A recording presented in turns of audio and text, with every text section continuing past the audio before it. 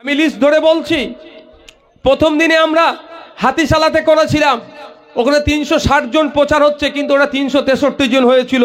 আমিও ভুল প্রচার করেছিলাম, ব্লাড ব্যাংকে ফোন করে জানতে পারলাম 363 জন রক্ত দিয়েছে, যার মধ্যে 104 জন মহিলা ছিল। 15 তারিখে ফুলবাড়িতে জাগলগাছি অঞ্চলে 126 জন রক্ত দিয়েছে, যার মধ্যে 44 জন মহিলা ছিল। 16ই ডিসেম্বর অর্থাৎ তৃতীয় দিন কাটাডাঙ্গা ভোগালী 2 নম্বর অঞ্চলের আয়োজনে হয়েছিল, 302 জন রক্ত দিয়েছিল, যার মধ্যে 89 জন মহিলা ছিল। 17ই ডিসেম্বর দক্ষিণ গাজীপুর বিলদারি পাড়াতে পোলেরহাট 2 নম্বর অঞ্চলে রক্তদান শিবিরে 421 জন রক্ত দিয়েছিল, যার মধ্যে 112 জন মহিলা ছিল। 18ই ডিসেম্বর পঞ্চম দিনে কৃষ্ণমাটিতে চালতাবেড়িয়া অঞ্চল কমিটি আয়োজনে হয়েছিল, 444 জন রক্ত দিয়েছিল, যার মধ্যে 138 জন মহিলারাই রক্ত দিয়েছিলেন। 19শে ডিসেম্বর ষষ্ঠ দিন ভগবানপুর অঞ্চল নাটাপুকুরে প্রোগ্রাম হয়েছিল, 370 জন রক্ত দিয়েছিল, যার মধ্যে আমার মা বোনেদের মধ্যে 133 জন এগিয়ে এসে রক্ত দিয়েছিলেন। 20শে ডিসেম্বর রক্তদান মহা উৎসবের সপ্তম দিন ছিল, নলমুড়ি দক্ষিণ পাড়াতে প্রাণগঞ্জ অঞ্চল আয়োজিত, সেখানে 237 জন রক্ত দিয়েছিলেন, যার মধ্যে 93 জন আমার মা বোন ছিলেন। 21শে ডিসেম্বর অষ্টম দিন মধ্য ভোগালী 2 নম্বর অঞ্চলের আয়োজনে হয়েছিল, সেখানে 550 জন রক্ত দিয়েছিলেন, যার মধ্যে 237 জন মহিলারাও এগিয়ে এসেছিলেন। 22শে ডিসেম্বর রক্তদান মহা উৎসবের নবম দিনে নারায়ণপুর অঞ্চলে নারায়ণপুর হাই স্কুলের ওখানে করেছিলাম, সেখানে 222 জন রক্ত দিয়েছেন, যার মধ্যে 74 জন মহিলা ছিলেন। আজকে আমি খবর নিলাম 400-এর অধিক মানুষ রক্ত দিচ্ছে, টার্গেটে আছে ওটা 500 পার করা। এখানেও মহিলাদের উপস্থিতি কিন্তু পুরুষের থেকেও কোনো অংশে কম নয়। আমরা ওই সমাজ ব্যবস্থা চাইছি, যে সমাজ ব্যবস্থাতে মহিলা পুরুষ নির্বিশেষে মাথা তুলে বাঁচবে। সংবিধান আমাদের অধিকার দিয়েছে এবং সেখানে জাত ধর্ম বর্ণ লিঙ্গের কোনো ভেদাভেদের কথা বলেনি। কেন আমরা কুক্ষিগত করে রাখবো? কেন আমরা ডিস্টার্ব করব? মানুষের অধিকার নিয়ে মানুষ বেঁচে থাকুক, এই আহ্বান আমরা করি। এ জায়গায় দাঁড়িয়ে বলছি, এ রেকর্ড তো আইএসএফি তৈরি করতে পেরেছে কাদের জন্য? আপনাদের জন্য। বিশ্বজিৎ দা একটা বক্তব্যের মধ্যে বলেছিলেন যে নওশাদ সিদ্দিকীর ভাঙড়ের শেষ কথা বলবে, আমি সহমত নয়। ভাঙড়ের শেষ কথা কারা বলবে? ভাঙড়ের চটে বসে থাকা লোকেরা শেষ কথা বলবে, ভাঙড়ের ভোটাররা শেষ কথা বলবে, ভাঙড়ের রাজারা শেষ কথা বলবে, কোনো প্রজারা ভাঙড়ের শেষ কথা বলবে না। ভাঙড়ের রাজা আপনারা। ভোটের সময় আপনাদের দাঁড়ে দাঁড়িয়ে আসি, মামা খালা জ্যাঠা মাসি পিসি ভোট দেন করি। ভোটের পরে আজ 4.5 বছর দেখতে পাওয়া যায় না।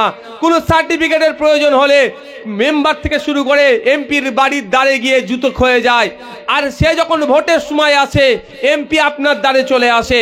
আপনারা সজাগ হন, সতর্ক হন, সময় আসবে 5 বছর ধরে এমপি পর্যন্ত আপনার দ্বারে দাঁড়িয়ে পরিষেবা দেবে। আপনি একটু সজাগ হন আর সতর্ক হন। 500,000 টাকা দিয়ে ভুলিয়ে দিলে হবে না, স্বাস্থ্যসাথী কার্ড দিয়ে ভুলিয়ে দিলে হবে না। আপনাদের বক্তব্য আমাদের বিকাশ স্যার বললেন। ধন্যবাদ আজকের অঞ্চল কমিটি, যাদের সহযোগিতা নিয়ে আমরা রক্তদান মহোৎসবের 10ম দিনে অর্থাৎ শেষ দিনে উপস্থিত হয়ে ভাঙড়ের বুক থেকে একটা রেকর্ড গড়তে পেরেছি। প্রায় 3300 জন রক্ত বিগত 10 দিন ধরে দিলেন। পুরুষের সাথে সাথে ভাঙড়ের মহিলারাও এগিয়ে এসে দিলেন।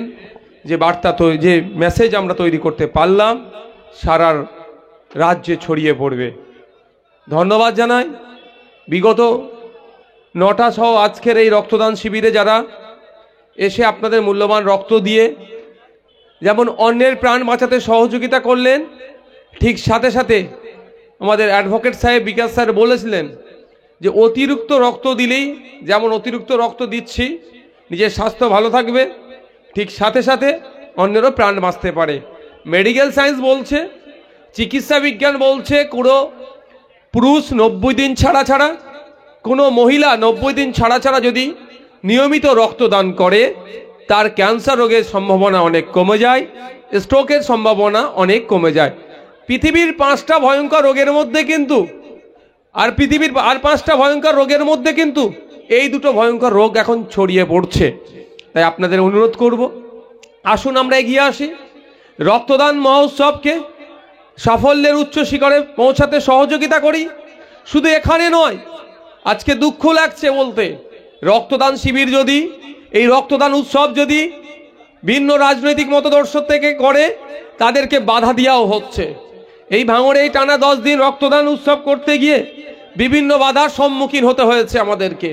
তারপরেও নানা বাধা বিপত্তিকে উপেক্ষা করে আমরা আমাদের গতিতে এগিয়ে চলেছি ভাঙড়বাসীকে সাথে নিয়ে। তাই আপনাদের বলবো, 90 দিন পরে পরে আপনারা আপনাদের মূল্যবান রক্ত সামনে যে রক্তদান শিবির হবে সেখানেই দেবেন। কারণ কি ফতেমা বিবি, ওমর ফারুক মোল্লা আপনাদেরকে যেখানে রক্ত নিচ্ছে ওই ক্যাম্পে আপনারা একবার আসবেন। যেটা বলছিলাম, আপনাদের কাছে অনুরোধ করব, 90 দিন পরে যদি আইএসএফ এখানে করতে না পারে রক্তদান শিবির, আপনাদের এখানে যদি না করতে পারে, অন্য এর পরিবর্তে কেউ যদি কোনো রাজনৈতিক দল থেকে করে, অনেক সময় দেখেছি আমরা মন্দির কমিটি রক্তদান শিবির করছে, ঈদগাহ কমিটি করছে, অনেক দুর্গা উৎসব কমিটি করে, অনেক এনজিও করে। এই সাইড থেকে এসে দে,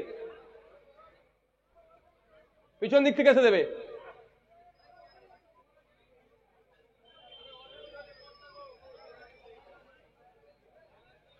অনেক দুর্গা উৎসব কমিটি রক্তদান শিবির করে, অনেক ক্লাব করে, অনেক রাজনৈতিক দল করে।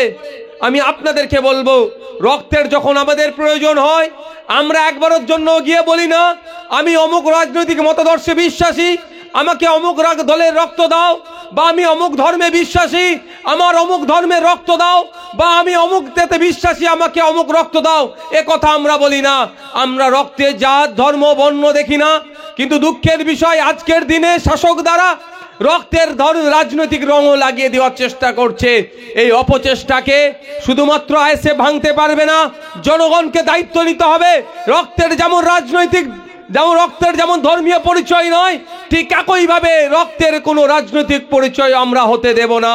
তাই বন্ধুগণ, আপনাদের বলবো, আমরা যারা উপস্থিত হয়েছি 90 দিন পরে যেখানে যে কেউ রক্তদান শিবির করলে, আমরা সেই রক্তদান শিবিরে গিয়ে আমাদের মূল্যবান রক্ত দেব, আমাদের স্বাস্থ্য ভালো রাখবো। যেমন সাথে সাথে ওই শিবির থেকে আমরা সম্প্রীতির বার্তা দেব, সৌহার্দ্যের বার্তা দেব, ঐক্যের বার্তা আমরা ওখান থেকে পাঠাবো। আমি আপনাদের বলি, নির্লজ্জ এরা কত বড়, এরা আমাদের রক্তদান শিবিরগুলোকে আটকানোর বিভিন্নভাবে অপচেষ্টা করেছে। যারা আটকাবার চেষ্টা করেছে নিশ্চয়ই জানেন তারা শাসকে আছে। আপনাদের কাছে অনুরোধ করছি, সেই শাসকের কোনো সময় যদি রক্তের প্রয়োজন হয়, তারাও যদি আমাদের কাছে রক্তের চায়, রক্তের কার্ডের বা রক্ত প্রয়োজনের কথা বলে, আমরা নির্দ্বিধায় তাদেরকে রক্ত দিয়ে সহযোগিতা করব। তাদের সাথে আমরা ঘৃণিত রাজনীতি করব না। সাথে সাথে এটাও বলি, শাসক যদি কোনো সময় রক্তদান শিবিরই করে, ওরা তো করে না ভয়েতে। আমরা 10 দিন করেছি, ওদের কি দরকার ছিল? না ডিস্টার্ব করে ওদের 20 দিন করে রেকর্ডটাকে ভেঙে দিক। আমি বলবো, আজকে আমাদের এখানে